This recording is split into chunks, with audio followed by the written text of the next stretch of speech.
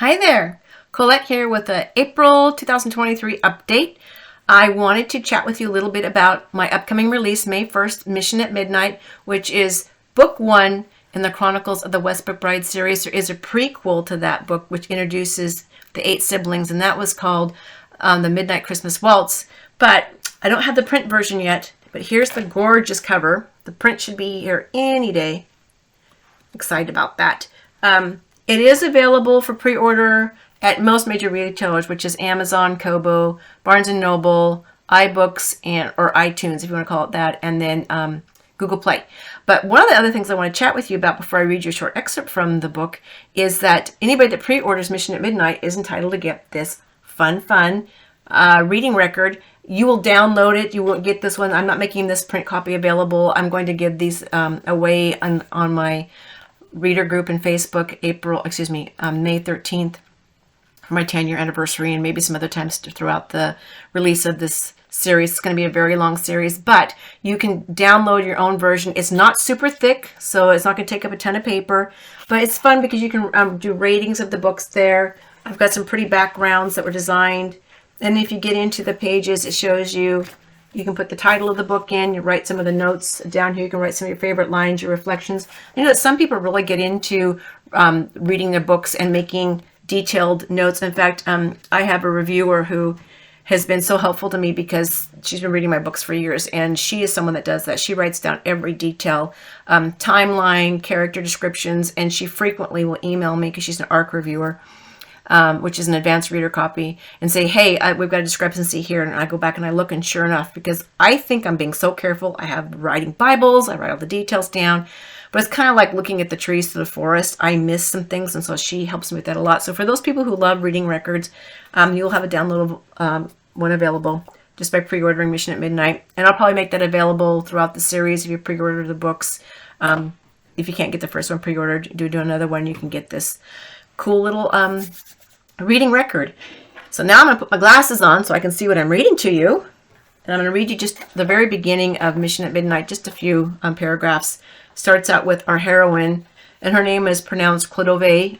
It's Spanish, so it's a little bit different. And when I read it, I actually say in my head Clodovea, because that's how I know how to spell it. I have another character who was like that in Highland Heather Romancing a Scot series. I had to say her name, how it's phonetically, because it was so difficult for me to spell it if I didn't. Anyway, here we go. 17 February, 1826. Spanish ambassador's home. Regent's Park, London, England, nearly midnight. Go, now, escape. As the animated crowd surged toward the grand room in anticipation of the sumptuous supper laid out for Ambassador Domingo Felix Tordemontes' 350 guests, Clodovea seized the opportunity she waited nearly 3 hours to come to pass. As diligent and protective as her older brother and dragon-like duenna were, she'd likely not have another chance to escape this god-awful costume ball. Clodovea needed a few moments alone in a quiet place to regain her equanimity and allow her ire to abate. Not just ire, but fulminating hurt and humiliation too. A fresh wave of mortification engulfed her, and her vision blurred. No, I shall not cry. Do not give them the gratification, Clodovea Madeleine Cariana de Soverosa. Your father was a noble. You have noble blood in your veins. You are not inferior to those women. Jaw clenched tight, Clodovea blinked away the moisture pooling in her eyes.